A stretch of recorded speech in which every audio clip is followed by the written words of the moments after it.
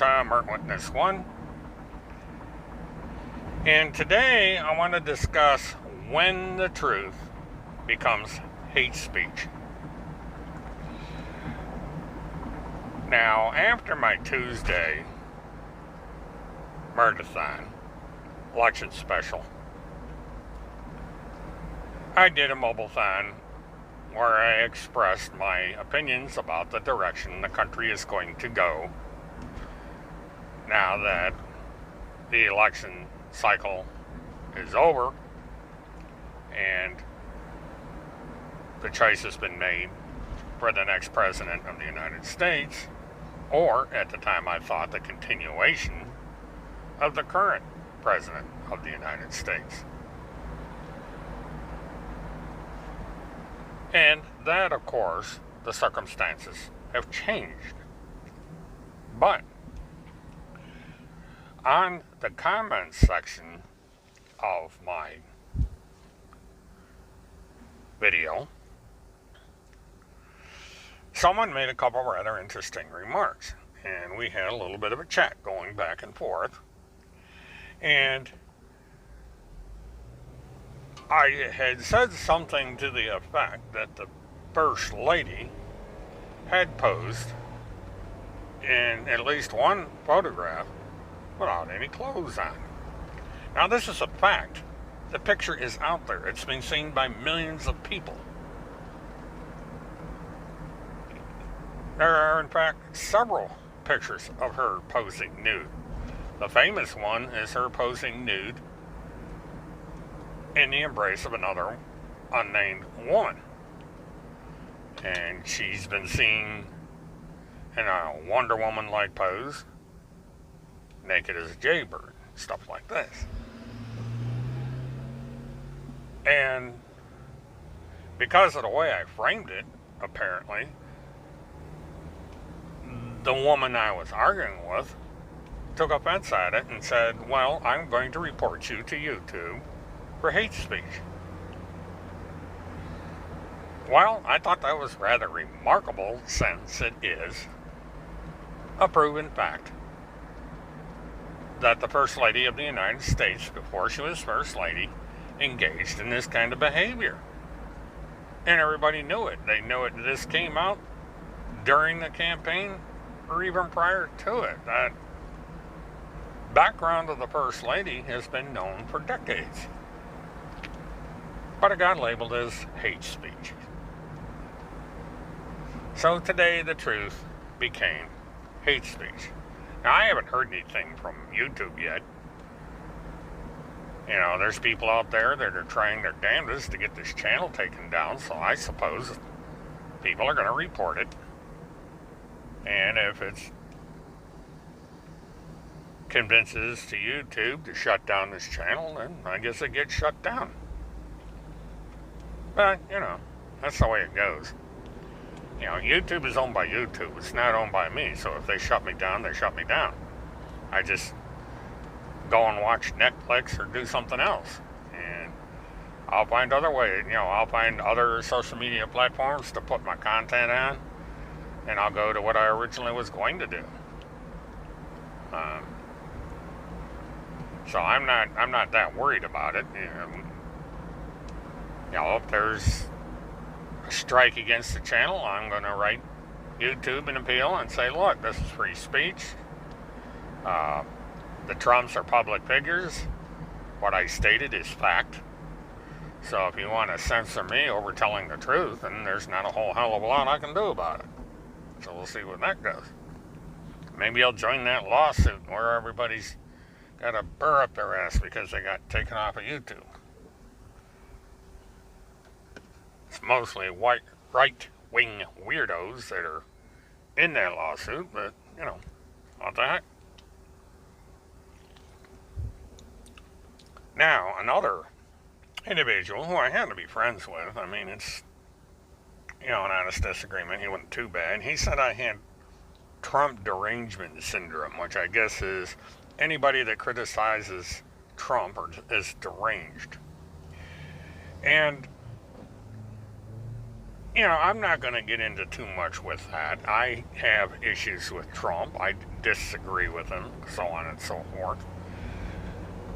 But I don't consider myself deranged, because if Trump wins, he wins. I'm not gonna go jump off a cliff or get drunk or anything like that. I'm saying, oh well, the guy won. We're gonna sit back and watch how 4 more years where he screws this country up more, because I believe he's screwing up the country. That's my opinion. People disagree with that. We're roughly equally divided in this country. So, Trump wins, Trump wins. I really don't care all that much. I would prefer that Biden win, but if he doesn't, that's the way it goes. It really doesn't matter. Because politicians really don't run the country. It's the billionaires and the big PACs, lobbyists. They run the country. We don't. We may get some breadcrumbs to keep us placated and happy, but in the end, we don't run the country. The senators, the Congress people, they don't go up there and work for us. There's a couple of exceptions. Some of the rookies, the new people, the idealists that come in, there's a few of them that have our interests at heart, but not the majority of those in Washington. And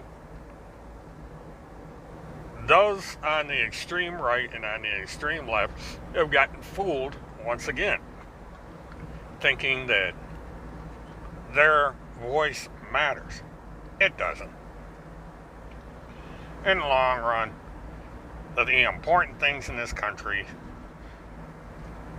are not controlled by those of us who are just the everyday people living our lives, going back and forth, doing our various things. It's the big wigs in the background that we never hear of. The guys on the yacht. They're the ones that run the show.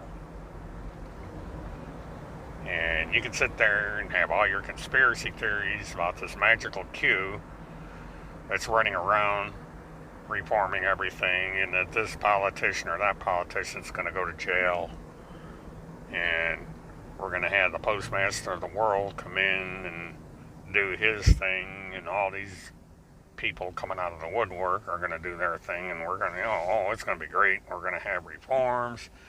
You sit there and you read these pie charts and the number indexes and look for Q codes and stuff like that, and follow the plan, have faith in the plan this, the plan that. And it's basically just one little Pokemon game where you go around and you find virtual Pokemons in the park or what have you. That's all it is, a game. Someone out there, probably that pig farmer, and some of those in his family, are playing all of you for fools. Q is a joke. Q is not what they say it is. There's no super duper secret undercover person in the deep state that's exposing the deep state and feeding breadcrumbs to all of you out there as to what's going on. So all you insiders are getting hopeful information about the future of the world. It ain't happening.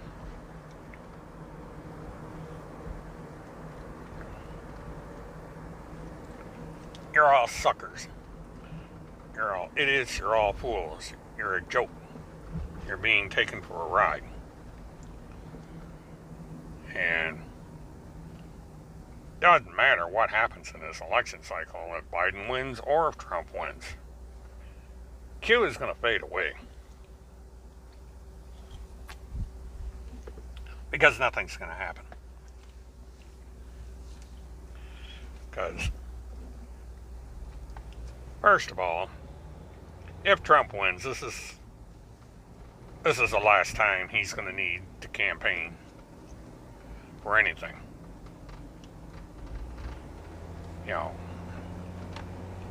he's going to be president for 4 more years if he wins. And he's going to be able to do pretty well when he wants. And that may or may not include all these promises he made to everybody. May get some of the things, because there's things he really believes in. But in large part, the things that happen in office under Trump is going to be he's going to get what he wants for himself and not for anybody else.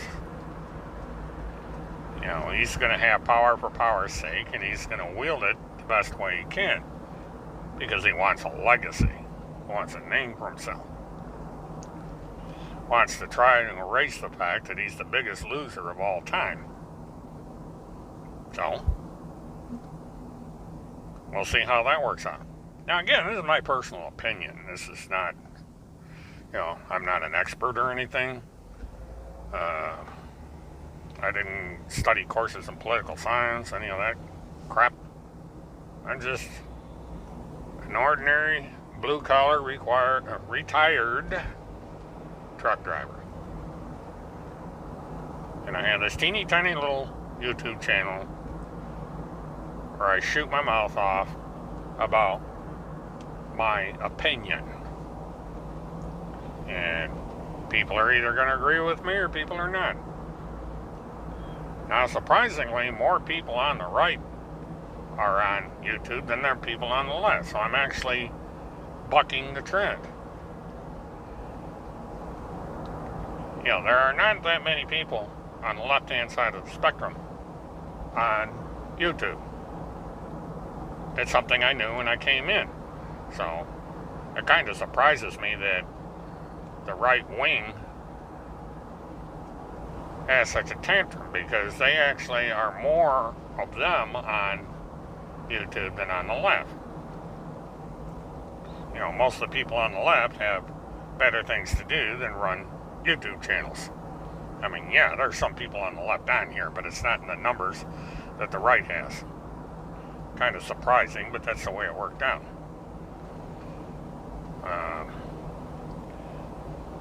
People tend to stick to Twitter, where they can regulate their audience. You know, if you don't like someone that disagrees with you, you block them. And for the most part, you don't have to put up with opinions that you don't agree with, or conduct you don't agree with. A little hard to do on YouTube. You can do it, but it's harder. Mainly in the comment section. If you don't like what someone says on YouTube in your comment section, you can either turn comments completely off, or you can remove the comment and block the person from your channel. So there's that. But right now, we are waiting to find out who's going to win this thing. And like I said, it'll probably be about 1, 2 o'clock this afternoon. We'll be heading in that direction. The official certification day for most elections is tomorrow, Friday. And for the most part, barring any court challenges or anything untoward, we're going to know who won and who's going to be our president for the next 4 years. But in the end, it's really not going to make that much difference. I mean, the president alone doesn't run the country, number one. He can sway opinion, he can be an arbitrator or what have you, but it's, you know, Mitch McConnell's going to run the country again, and it's going to be up to Mitch McConnell, for the most part, what gets through the Senate. And so we're going to find out if Mitch McConnell's going to throw a temper tantrum and be a little baby if Biden wins, or if we're finally going to get some work done. Now, I was disappointed that Mitch McConnell won. I wasn't surprised, but I was disappointed because I thought maybe people would have seen the sense in getting somebody in Congress that'll allow things to get done, that they will let things come up for a vote. You know, there's like 400 or 500 measures sitting on his desk that he hasn't pushed forward. Now it's time for the rubber to meet the road. Let's get in there and get some work done.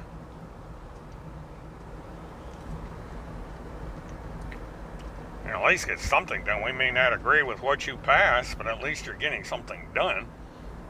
And these people make a hell of a lot of money for doing nothing. And yet we keep voting these people back in. It amazes me. I don't understand the people of Kentucky. I don't understand the people of the Carolinas. They keep voting these same people in that don't do a damn thing. They sit there and they piss and moan about this, that, and the other thing, and they don't get any damn work done. This current Congress we have right now, before the new bodies are sworn in, is the laziest Congress in the history of this country. They did absolutely nothing. It was basically, they did the status quo, maybe passed a few minor measures here and there, but in the long run, they didn't do that much. And I don't know if anything's going to come out of this Congress. The only thing that's going to come out of the Congress is the fighting for the most part. It's going to be over.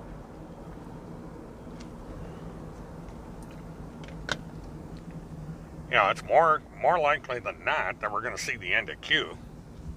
Or at the very least, we're going to see a highly diminished Q. Maybe they'll go over and, bug the shit out of people in Europe or the rest of the world. But they're pretty well done here. Because there's nothing left to fight for. You're going to have a couple Q turds in Congress, but they're not going to amount to much. They'll probably get voted out in the next cycle. Because number one of them ran unopposed. For some reason, nobody bothered to run against the woman. So she basically just walked into it. And she's going to get into a system she's going to find it hard to work with because people don't like weirdos in Congress. And we've had them in there before. And they either become mainstream or they become largely irrelevant.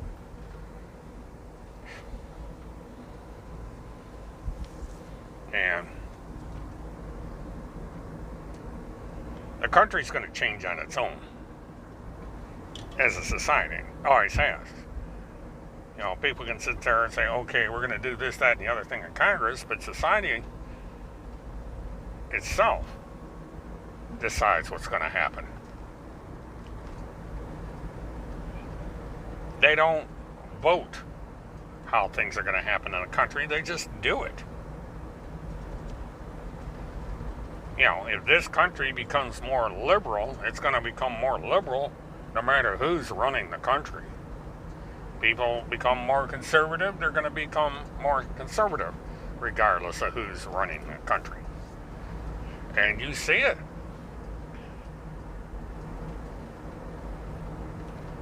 As this country steers to some extent to the right, the country is still going to the left. Things people want are getting done. State of Florida is getting a $15 an hour pay raise in several years in increments. Starting a year from now, the minimum wage in Florida is going to be $10 an hour. That's a big raise in Florida because our current minimum wage is 8 something an hour. So it's going to take a big jump to $10 an hour, and then from there it's going to steadily increase till it gets to $15 an hour, and it's not going to stop there. It's going to go up incrementally forever from that point forward. And so we're not going to have a stagnant minimum wage in the state of Florida ever again. And it's true of several states in the country. And we've decriminalized pot in Florida. In, I believe it's Oregon, decriminalized even hard drugs, which is something I actually don't agree with completely, but they've done it. It's their choice.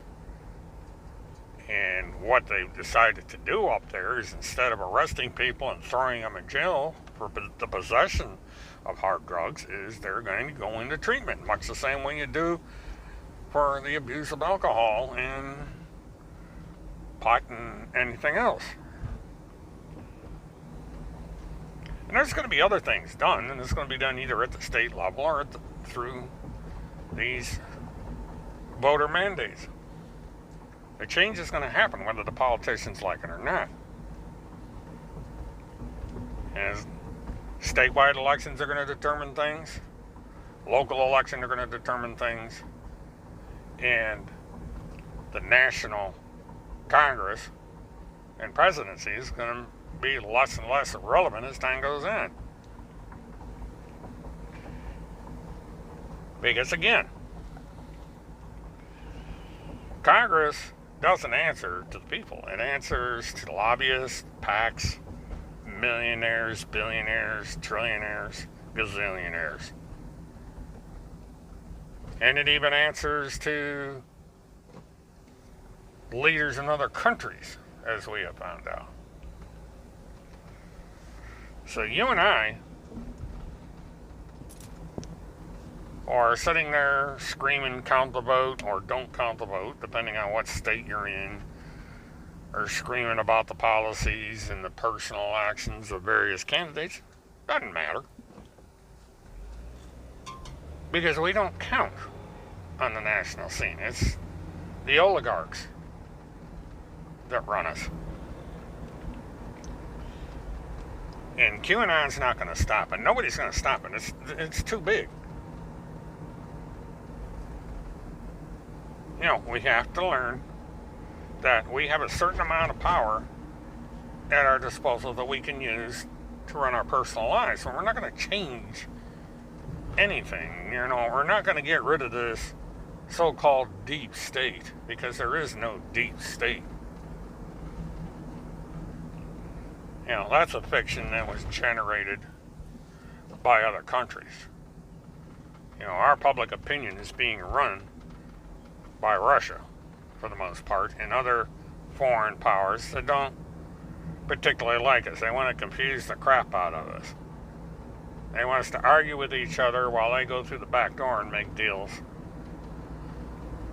while we're not paying attention. And it wouldn't matter anyway. We could sit there and say, oh, they're doing this, that, and the other thing over in Russia.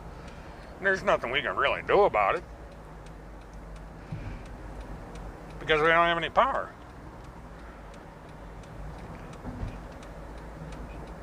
Yeah, we have the power to vote, but that's not really all that powerful, because all we're voting is for people that we agree with that are going to go and screw us anyway.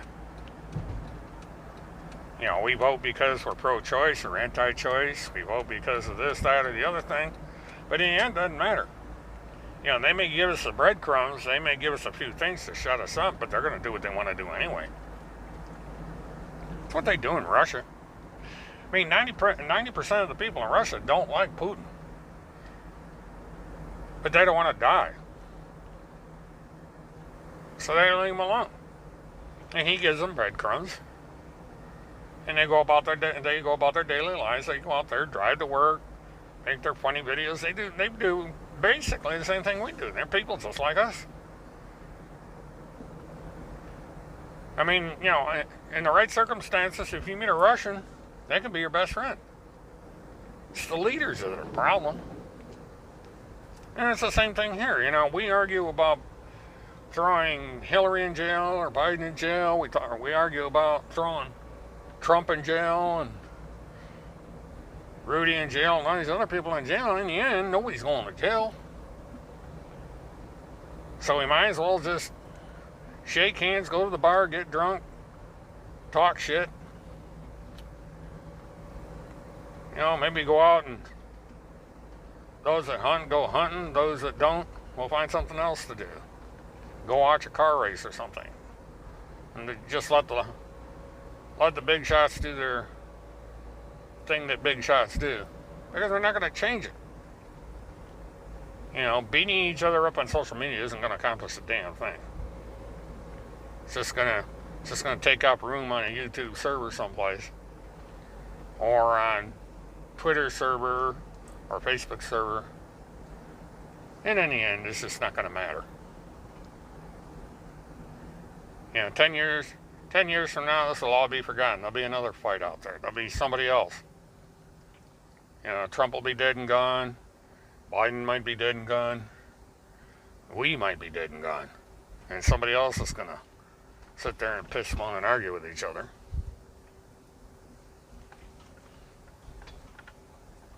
So,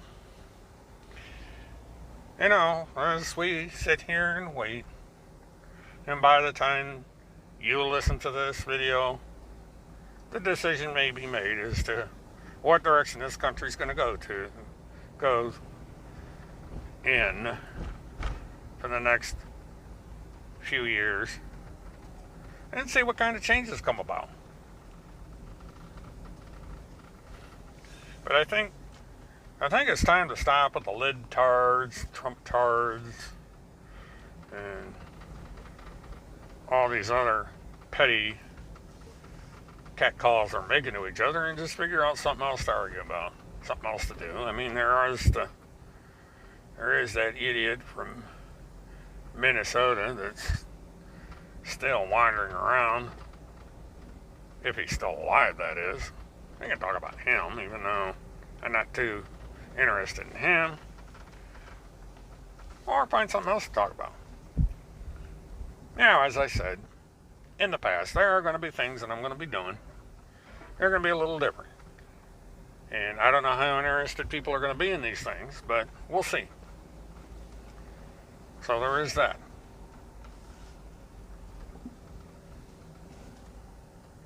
So,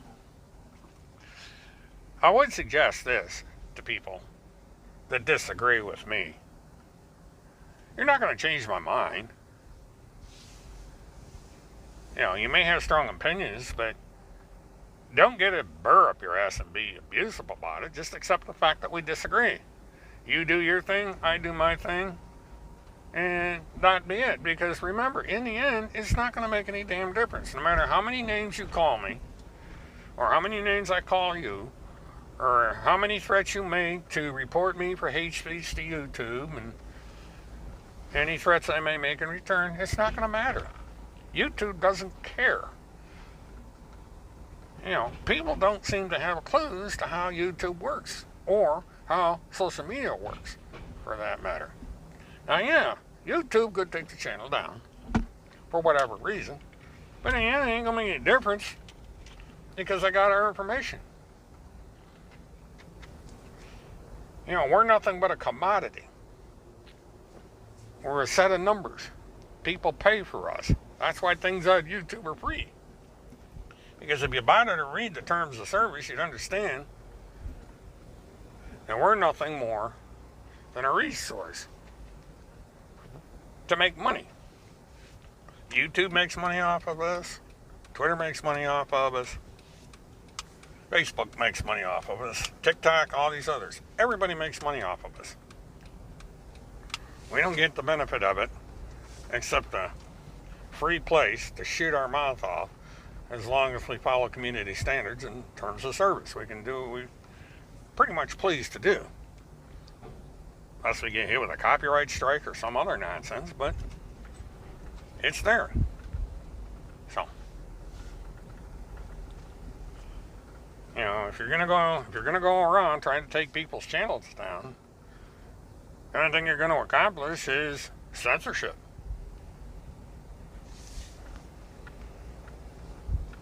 Because that's all you can do, is you can censor someone's right to their First Amendment by shutting them down. I don't go around shutting down channels. It's not worth it. Because you may shut down a channel, the person you shut down is just going to go and start another one. And all the people that follow that person is going to go follow them right over to the new channel. See it every day. And the stuff that's on the internet stays on the internet anyway. You know, you want to sit there and complain to somebody that they're lying about you and you get their content taken down, they're going to go right around. They're going to start another channel and keep lying about you. I've learned that the hard way. Lies about me aren't going to stop. So I gave up on it. I said, fuck it. Damage is done. I'm 70 years old. And there's really not much more that can be done. You know, because I sit in my living room, I watch TV. I have an extracurricular activity where I run back and forth to the airport and go out of town and all that. That's not going to change because the people I work with are aware of what's going on. And which is the main reason I'm doing these trips is because of what's going on social media. So tomorrow night, I'm going to try and do another murder-thon. It might be, like I said, it might be the last one because it's kind of a waste of time. I'm getting between 9 and 15 people a night on the marathons. It's like people don't seem to be that much, excuse me, don't seem to be that interested in live streams anymore. It's a novelty that seems to have faded. And the way I do it isn't all that good. I'm not very good at it anymore. I get more impact and get a better result out of doing these mobile times, even though I need to cut down on how long I do them. I tend to make them a little long because it's a 45-minute drive to the airport. So there will be some changes the way I do things on the channel over time when I get the time to do these things. But I'm going to try and improve upon it and go in a different direction. So we'll see how it goes. But in the meantime, you know, you can put up with my crappy channel as long as you want. And please like and subscribe. And if you subscribe, don't go away. Stay around. At least let the channel grow if you can do that much, because I do have goals, but I need the numbers to do it. And it's not going to cost anything for you to subscribe to my channel and leave your subscription there. Kind of a contest to see how many subscribers I can get, to see if there's anything creative I can do with the channel if I get the right number of people to subscribe at a minimum. And if there's something you like, share it. Like, subscribe, and share it. So until the next time we meet, whether it be by Mobile-thon or Murmur-thon, have a good one.